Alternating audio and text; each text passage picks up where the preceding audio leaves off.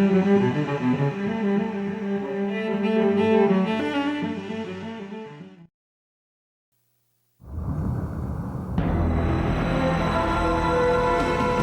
the dark waters of the North Atlantic, the great passenger liner RMS Titanic came to a violent and mysterious end.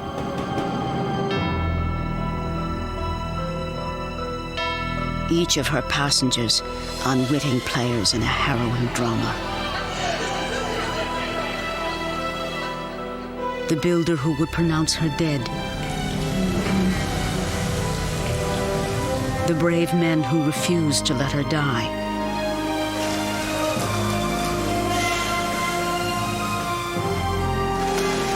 Thousands of people who struggled for their lives. Now, for the first time, a prominent Titanic historian will retell her tragic tale from the ship's actual decks. Haunting locations will take us back to pivotal moments during the epic disaster. Newly discovered artifacts are helping to piece together Titanic's untold stories.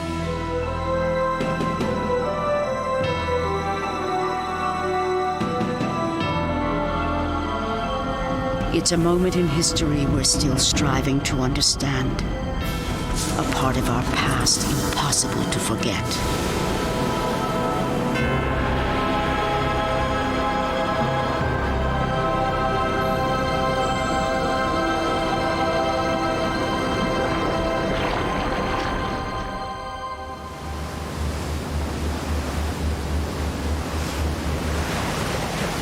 On the French research vessel Nadir, a countdown begins. The crew prepares for an unprecedented dive to one of the greatest shipwrecks in history, RMS Titanic. On Nadir's fantail, a prototype submersible, Nautil, is run through a final series of systems checks. She is one of a few submersibles able to dive more than 12,000 feet to reach Titanic. Historian Charles Haas is leading today's dive. His mission? To document key sites on the ship where critical events unfolded.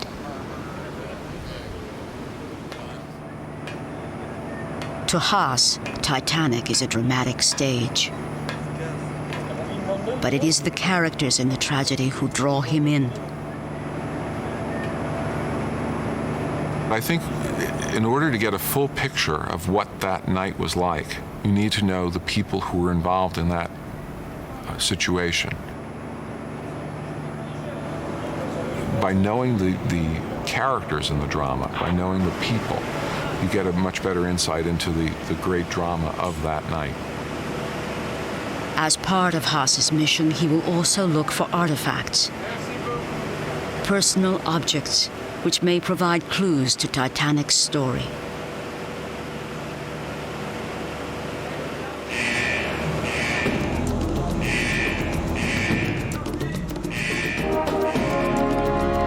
When Nautil leaves these decks, she will drop 2.5 miles into the Atlantic, into a hostile world.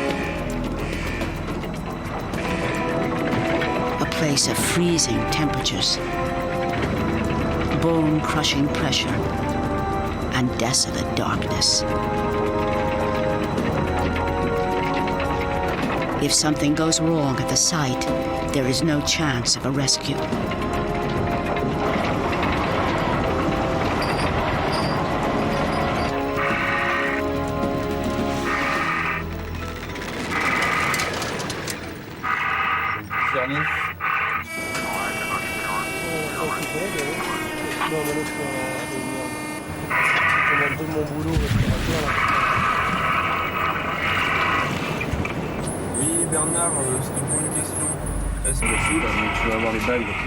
In the control room, Nautil's position will be monitored by expedition leader George Tulloch. I'm really proud of this expedition and this team. It's just a wonderful thing to be a part of. The Titanic is a piece of our history, and it's just special in every direction. Tulloch is joined by Titanic historian and Haas's writing partner, Jack Eaton. There are many things that still can be learned from Titanic, from the disaster, from the recollection of the people and of the events. There are some major mysteries that are still unsolved. From the bridge, the crew watches as Nautil freefalls to Titanic. A ship still giving up her secrets.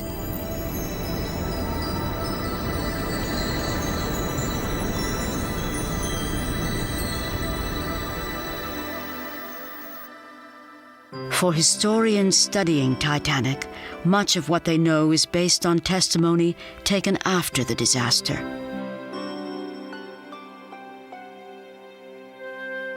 Hearings were held in both the United States and Britain, which investigated the reason for her sinking.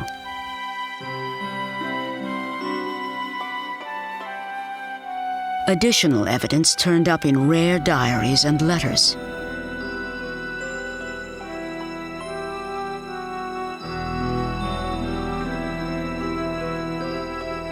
Now, artifacts retrieved from the ocean floor let us study tangible pieces of lost history. In their research, historians have learned most about passengers who traveled lavishly in first and second class. People such as Emily Ryerson and Lawrence Beasley have given us a glimpse of what that horrific night was like.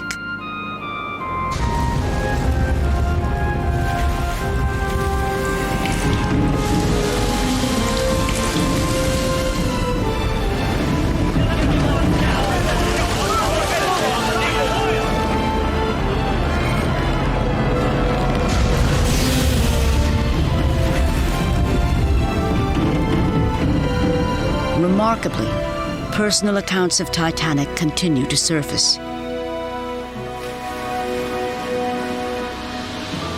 New witnesses are emerging. Their stories have rarely been heard.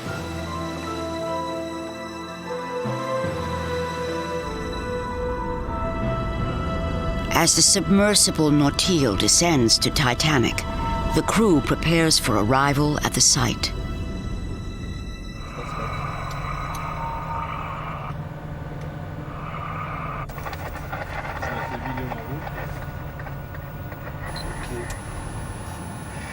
Your approach to the Titanic is pretty much like hovering over a beach in a helicopter. You see the sand rolling under you, and you're navigating forward at maybe 2 or 3 miles an hour.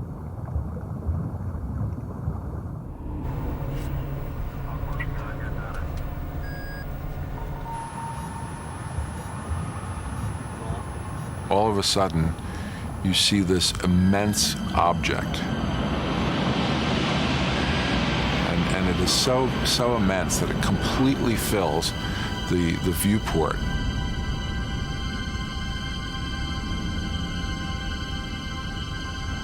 Your first reaction is, it's almost an automatic, oh my God.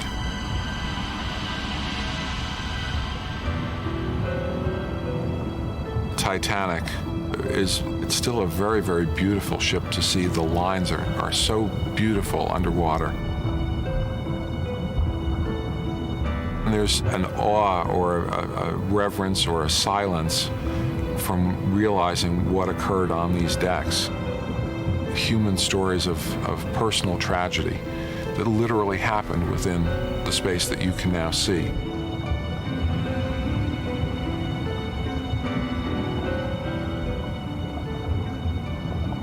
On April 4th, 1912 at midnight, Titanic docks at Southampton, England, where her first passengers will board.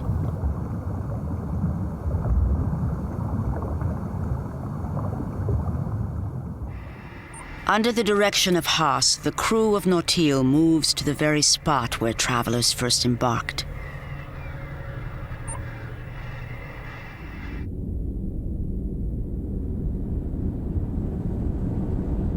trip aboard Titanic actually began at this spot.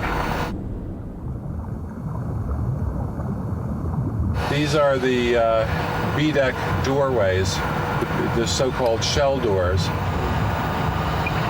When you boarded the ship at Southampton in England, you would essentially have gone through these doors, and the purser would greet you there.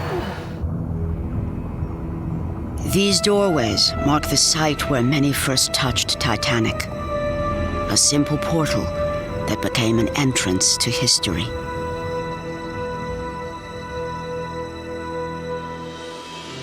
In Southampton, boarding begins in the early morning.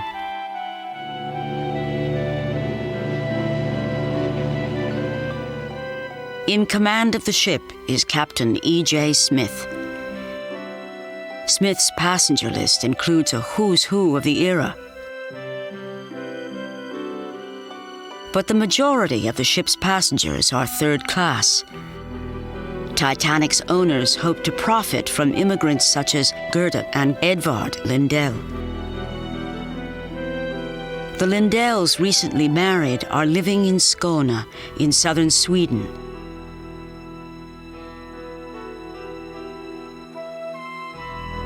According to plans, Edvard will go to America first. Gerda will follow thereafter.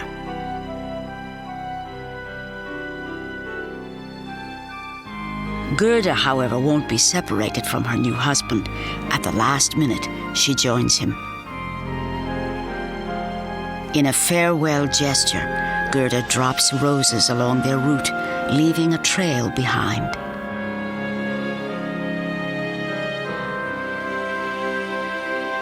In Southampton, she writes a final postcard to her brother. Tomorrow, we shall go aboard Titanic.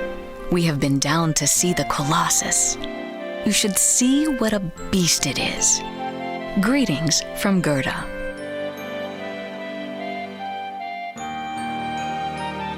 On the 10th of April, 1912, the Lindells join more than 2,000 others for Titanic's maiden voyage. On board, Edvard and Gerda meet fellow Swede August Wennerström.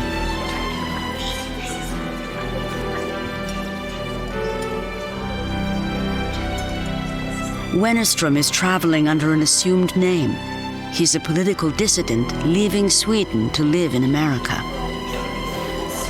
Only one of these three passengers will survive the journey.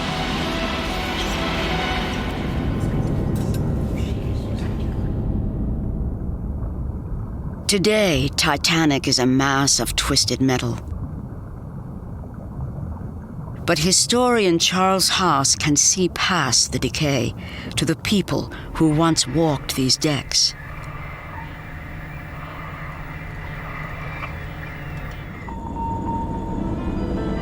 As the crew of Nautil moves to a new location, 12,000 feet above them at the surface, members of the expedition team help navigate the wreck. Their destination is a third-class area at Titanic's bow.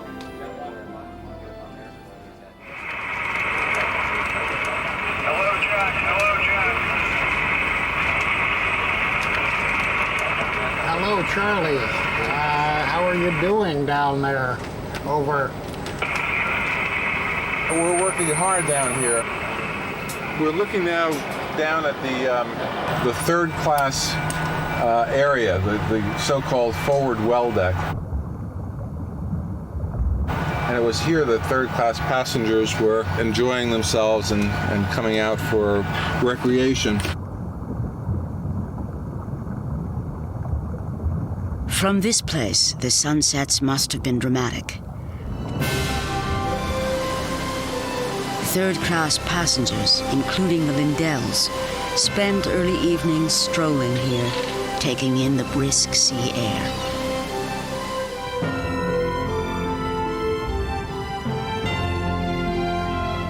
Above the third-class promenade, first and second-class passengers enjoyed uncompromising luxury.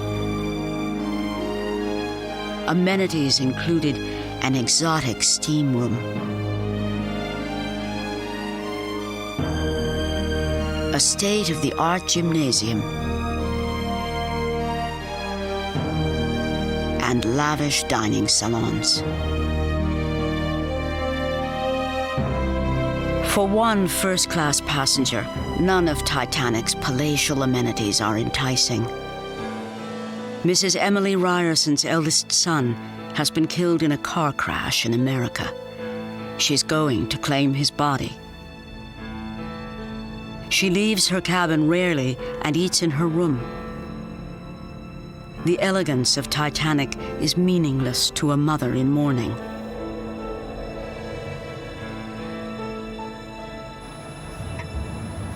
Haas is now one deck above Mrs. Ryerson's cabin. The team moves forward along the bow to one of Titanic's most famous locations. Between the first and second funnel, there was a magnificent dome which sat atop an area known as the Grand Staircase.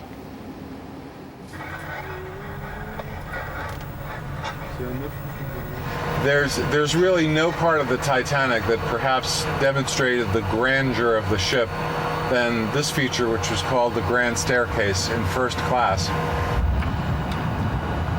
It was surmounted by a wrought iron and glass dome. It penetrated 5 or 6 decks down through the ship.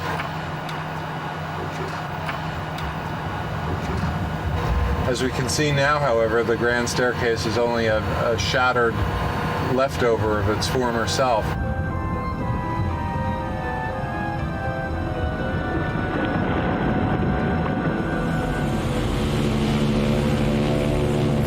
For the first few days out at sea, the trip to America is uneventful. Then, on Sunday, the temperature drops dramatically.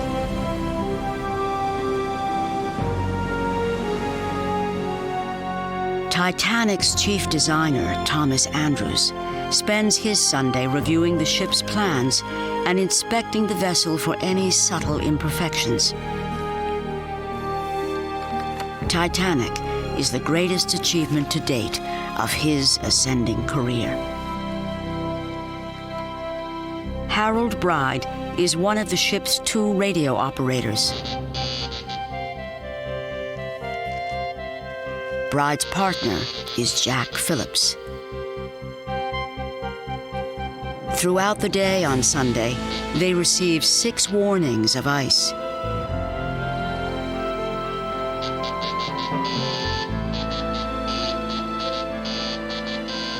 Titanic's course is altered further south to avoid the danger. For passengers like the Lindells, the frigid air is enough to keep them indoors.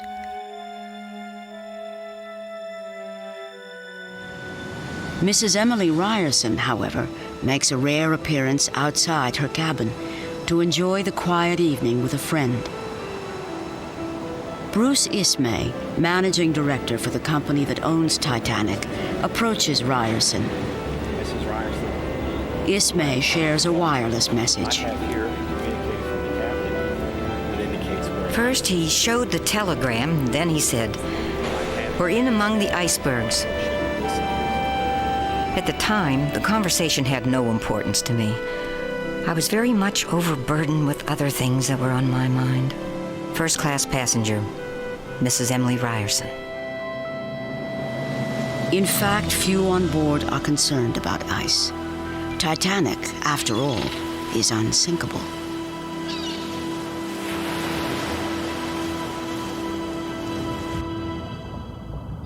The colossal scale of Titanic was unrivaled in her day. Her tragic sinking is one of few events in history that still holds such a grip on our imagination. Titanic holds the place in the public interest for a number of reasons, of course. The first is that it was probably the first major disaster to be covered by all of the media. There were some very early disasters in the 20th century, but Titanic was the first one that made such a worldwide impact.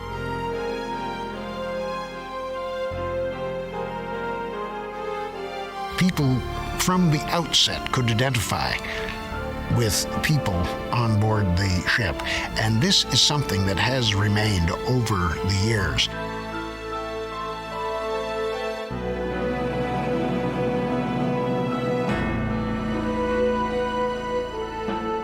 Titanic stood as a pinnacle of human ingenuity in a time of unbridled optimism.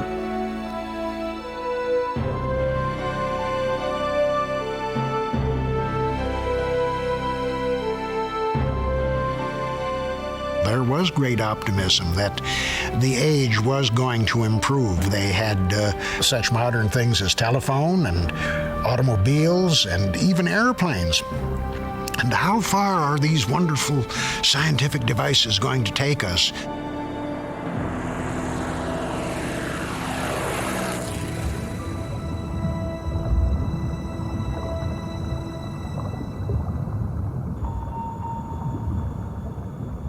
Above the wreck, Nortil moves to a haunting location in this story.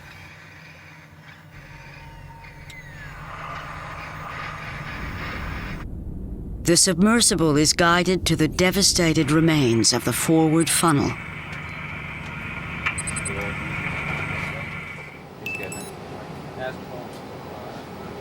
A 150-foot funnel once occupied this cavernous hole.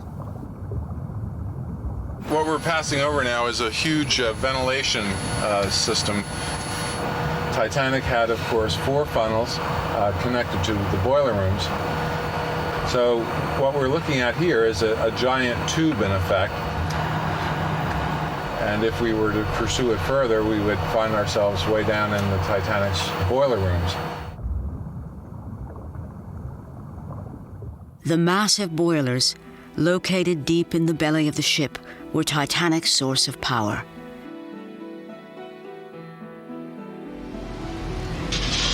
On the day of the disaster, 24 boilers are feeding Titanic's enormous engines.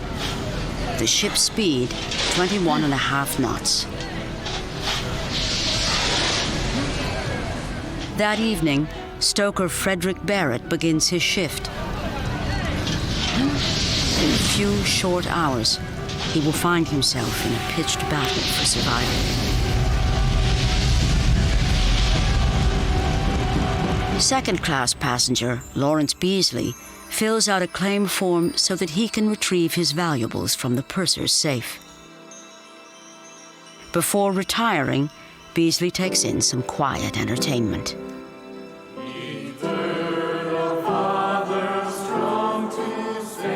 After dinner, Mr. Carter invited all who wished to the saloon, and with the assistants at the piano, he started passengers singing hymns.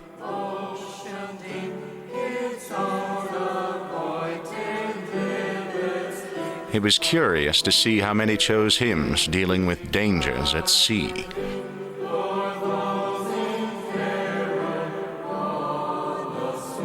Second-class passenger Lawrence Beasley. 2 hours before impact, wireless operator Jack Phillips receives a warning from the ship Mesaba. Ice report. Latitude 42 degrees north to 41 degrees 25 minutes north. Saw much heavy pack ice and great number of large icebergs. Wireless operator Jack Phillips. Phillips doesn't realize the ice field lies directly in Titanic's path. Rather than report the warning to an officer, he places it on a spike. This simple act dooms Titanic. The warning should have been delivered to Second Officer Charles Lightoller, who was working on the bridge.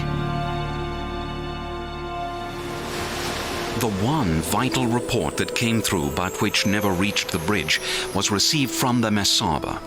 That delay proved fatal and was the main cause of the loss of that ship. Second Officer Charles Lightoller.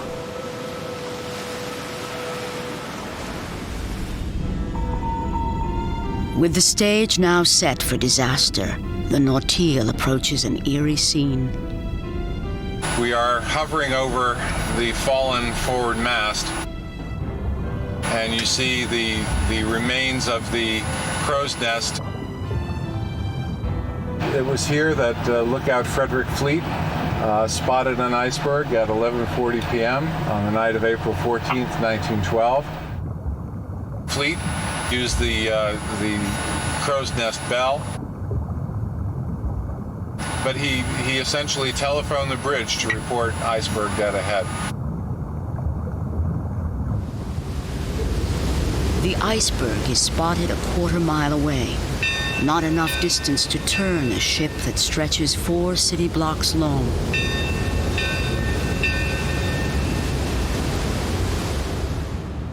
Officers steered Titanic from this location. The ship's wheel used to be attached to this device, called a telemotor. It is all that's left of the bridge. What we're seeing is the telemotor coming up. Here is really where Frederick Fleet's order was translated into action. Between Frederick Fleet's warning of the berg and the collision, there was just 37 seconds of time.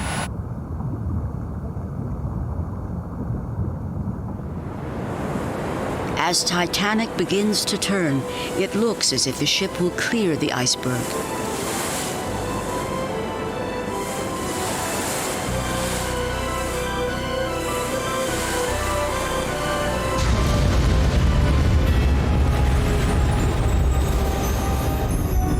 But an underwater ledge pierces Titanic's steel hull, buckling plates, causing thin separations in her side.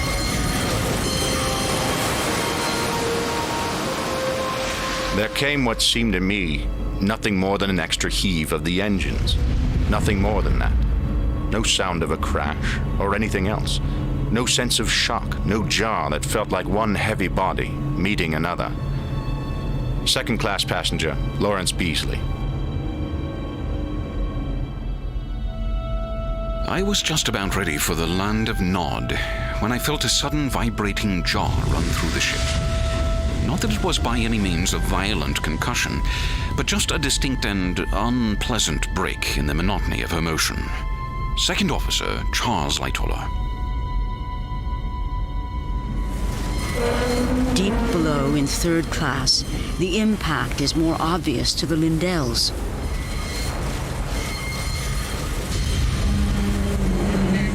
And August Wennerstrom. Captain Smith dispatches Titanic designer Thomas Andrews to inspect the damage to the ship.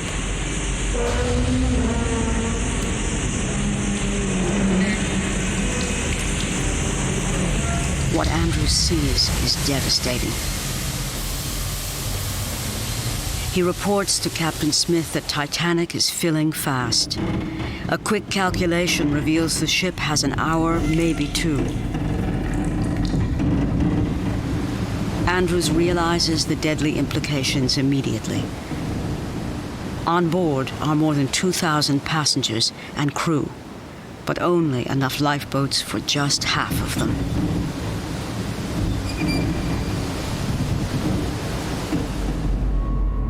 Following the collision, the ship is quiet again. Most first and second class passengers are still sleeping. Little do they realize, a drama unfolds in the bow of the ship.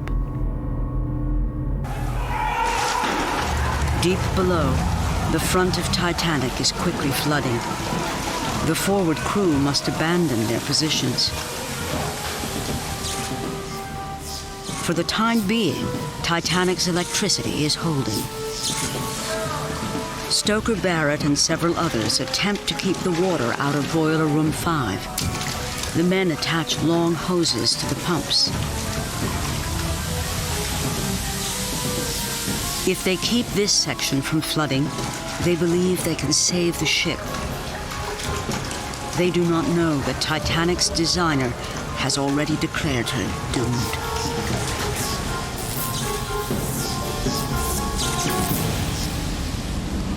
From the boiler rooms, Nortil travels to a location where another battle was fought. Above this fatal wound in the ship lies Titanic's mailroom.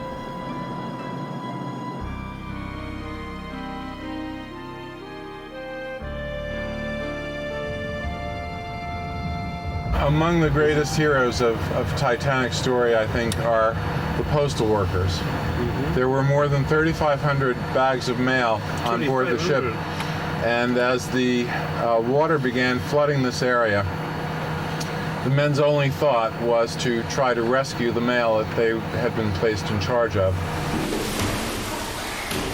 As Titanic's mailroom floods, the postal workers drag the mail to higher ground. As they work, the rising water rapidly pursues them, lapping at their heels at each level.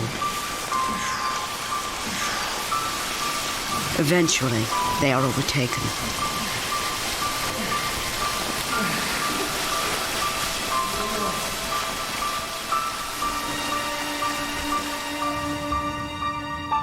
This great hole marks the spot where the 5 postal workers died. They were Titanic's first victims.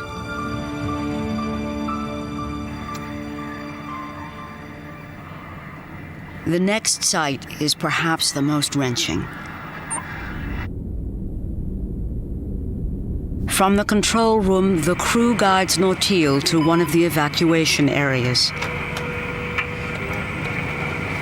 Titanic's lifeboats were stored on her uppermost decks. There were only 16, capacity for about 1,000. This ghostly crane lowered boats into the dark sea. Second Officer Charles Lightoller worked at this very spot.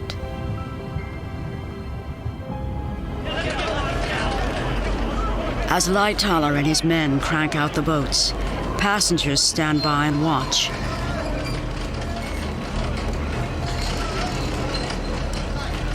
Among them, there is utter disbelief. Nothing seems wrong. Why are they being asked to evacuate? Many passengers initially won't leave, and the first boats are launched virtually empty. Near this location, the radio operators frantically signal for assistance. In a desperate attempt to summon help, they send a newly adopted distress code, SOS. Titanic is one of the first ships in history to send the call.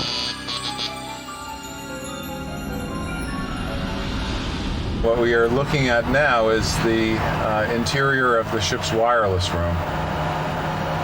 Here, the radio operators, Jack Phillips and Harold Bride, were given the information that the Titanic was doomed.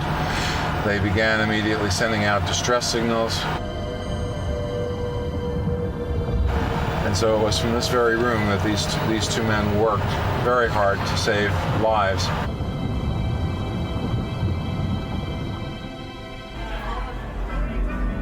Recognizing the fatal damage to Titanic, designer Thomas Andrews calmly works to prepare the passengers for the lifeboats.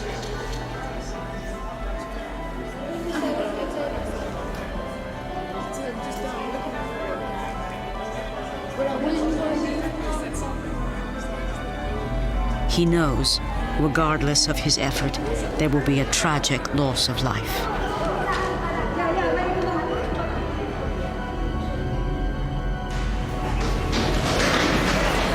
Third-class passengers August Wennerstrom and the Lindells are left on their own.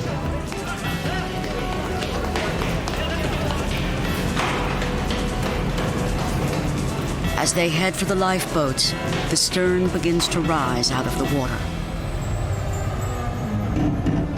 We saw the sea climbing up the deck more quickly than before.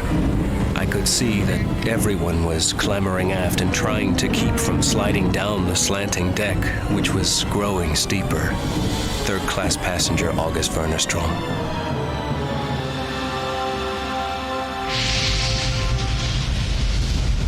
Deep in the belly of the ship, Frederick Barrett and the crew fear the red-hot boilers will explode when they come in contact with the icy seawater, so they extinguish the boilers. As each fire is put out, the hold fills with steam.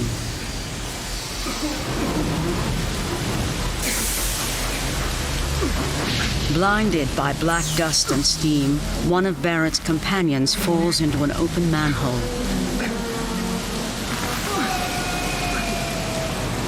His leg is shattered, and Barrett drags him to a pump room.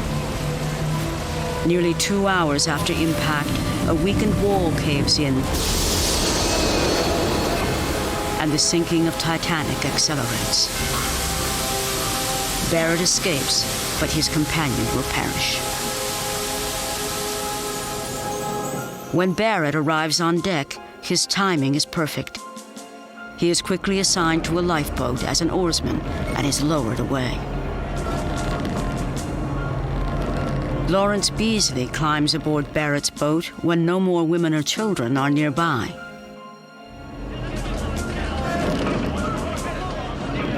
On the opposite side of the ship, one man wrestles with his conscience. His name is Masabumi Hosono.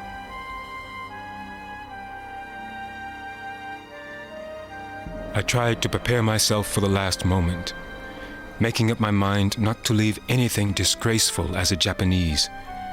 But I still found myself looking for any possible chance for survival. There were many men who attempted to squeeze in, but sailors refused them at gunpoint. I myself was deep in desolate thought. Even if I became the target of a pistol shot, it would be the same. And thus, I made a jump for the lifeboat.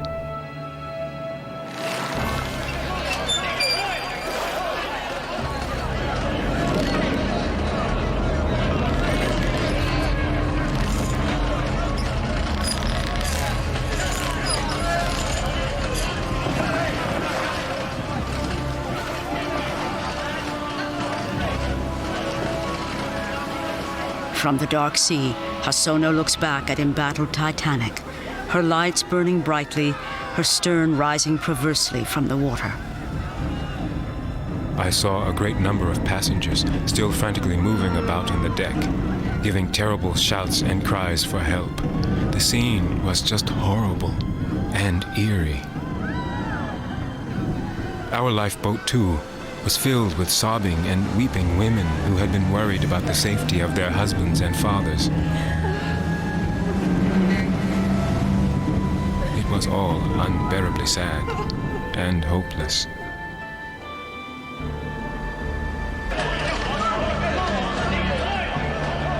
On board Titanic, Mrs. Ryerson refuses to leave her husband, despite his best efforts to convince her otherwise.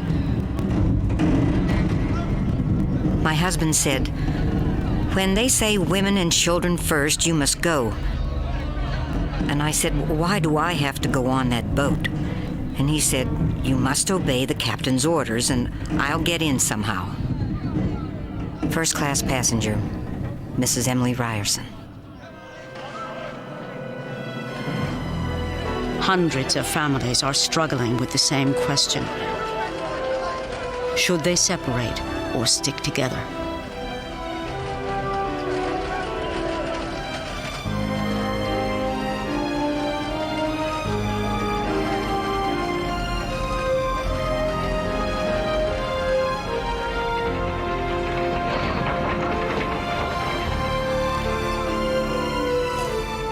With few lifeboats left, people take the threat of sinking seriously.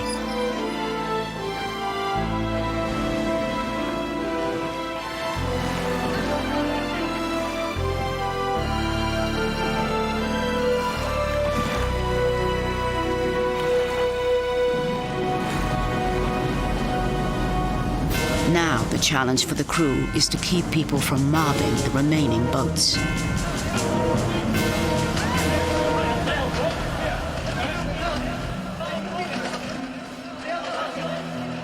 At 1:45 a.m., Emily Ryerson boards one of the last boats to be launched with her 2 daughters and 1 son. Her husband stays behind.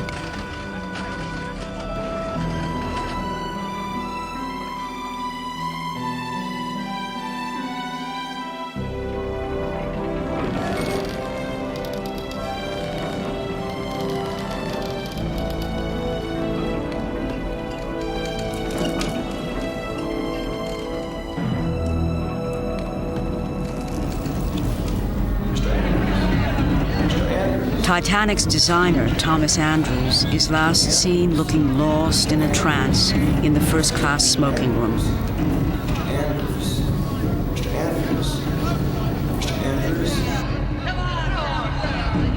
As Titanic's stern tilts higher, the Lindells and August Wennerstrom slide into the water.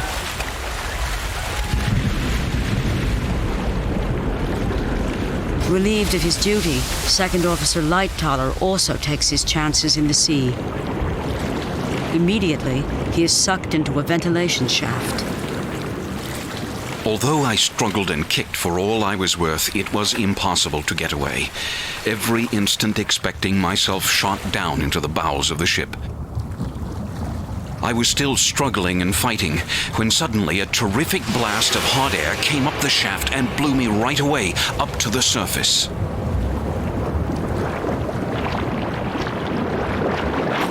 From the surface, Lightoller witnesses the end of RMS Titanic.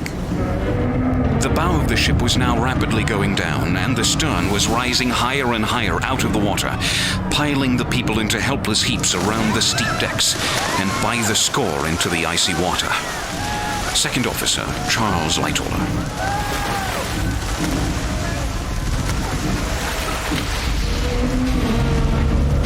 As she swung up, her lights, which had shone without a flicker all night, went out suddenly, came on again for a single flash, then went out altogether. Second-class passenger Lawrence Beasley. The stern stood for several minutes, black against the stars. And then the boat plunged out. Then began the cries for help, which seemed to go on forever. First-class passenger, Mrs. Emily Ryerson. As Titanic plummets to the ocean floor, the most beautiful liner the world ever saw shatters into pieces. On the surface, the human drama continues.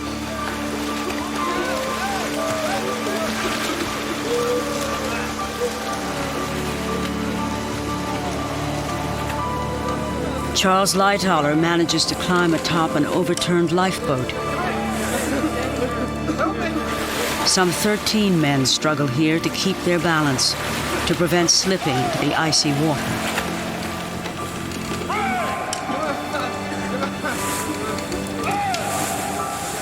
Wireless operators Bride and Phillips are among these men.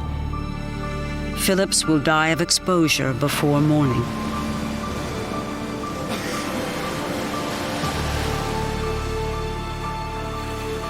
The Lindells manage to find a lifeboat, but the boat overturns, sending them helplessly back into the sea.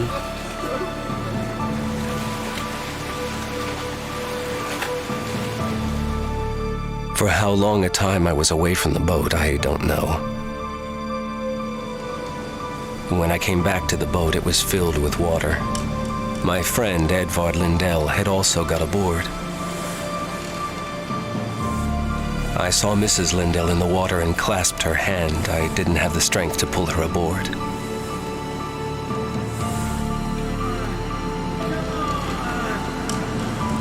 Mr. Lindell looked straight ahead, never made a move or said a word. I realized that he'd frozen to death. After a half hour, I lost my grip and saw Mrs. Lindell disappear into the sea. Third-class passenger, August Wennerstrom.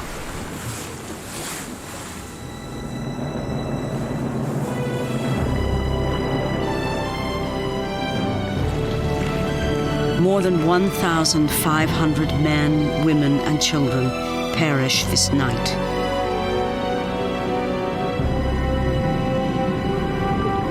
Relics of their lives are strewn along the ocean floor.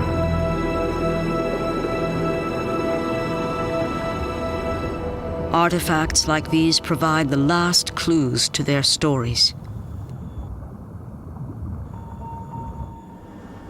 Among broken plates and debris, Haas makes a discovery. He finds and retrieves a device called a telegraph that was used to signal the engines.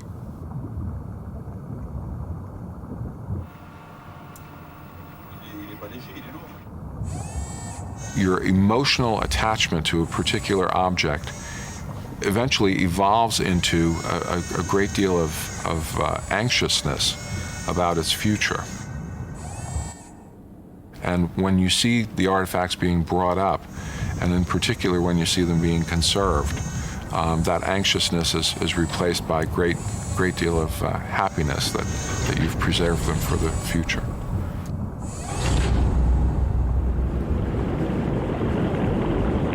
After a day of exploration, Nautil returns to the surface with precious cargo.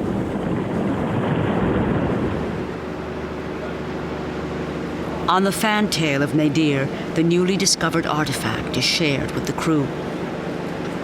Well, history's progressed another notch there, Charles.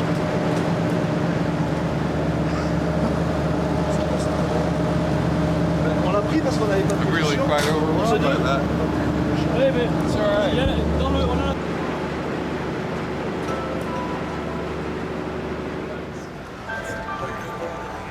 In a warehouse in Hamburg, Germany, people line up to visit an extraordinary exhibit of Titanic artifacts.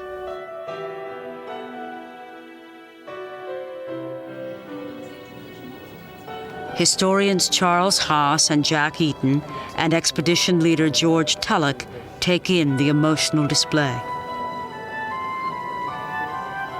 They have come to see fragments of history, some of which they have helped to rescue from certain oblivion. Certain objects here played a critical role during Titanic's final hours. The giant wrenches used by the men in the boiler room remind us of those who struggled to keep Titanic afloat.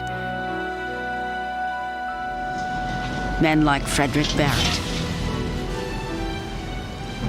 Barrett survived the disaster and continued to work most of his life out at sea.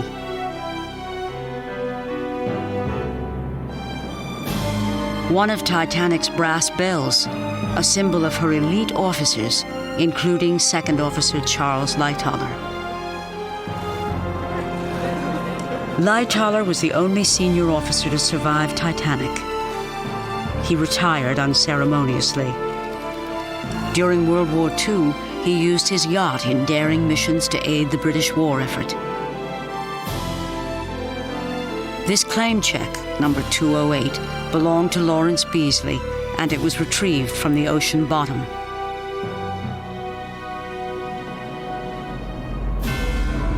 Beasley lived to be 89 and write one of the most significant accounts of the Titanic tragedy. Women's jewelry reminds us that many of Titanic's survivors were widowed that night. When Mrs. Ryerson arrived in New York, she would bury her son, who was killed in a car crash, and mourn her lost husband. Mrs. Ryerson died at the age of 76. Masabumi Hosono lived reclusively and rarely spoke of Titanic. His rare written account has now become a part of history.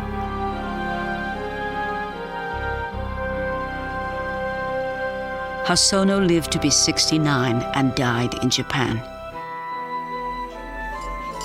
August Wennerstrom survived Titanic. He spent most of his life in America and died in Culver, Indiana. This is the wedding band of Gerda Lindell. It was retrieved from the lifeboat where both she and her husband lost their lives.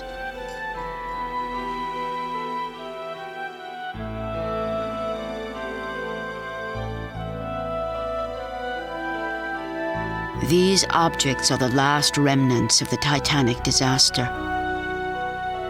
They forge a link across a century to a vanished time.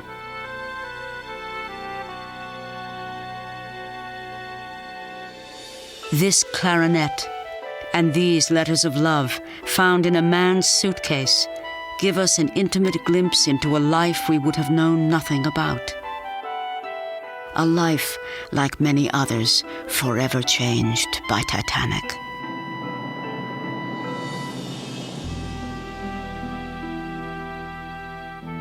Of the 2,228 individuals aboard Titanic, we only know the experiences of perhaps half. Some of their stories have been told and fully developed. But even to this day, most of Titanic's stories still remain untold.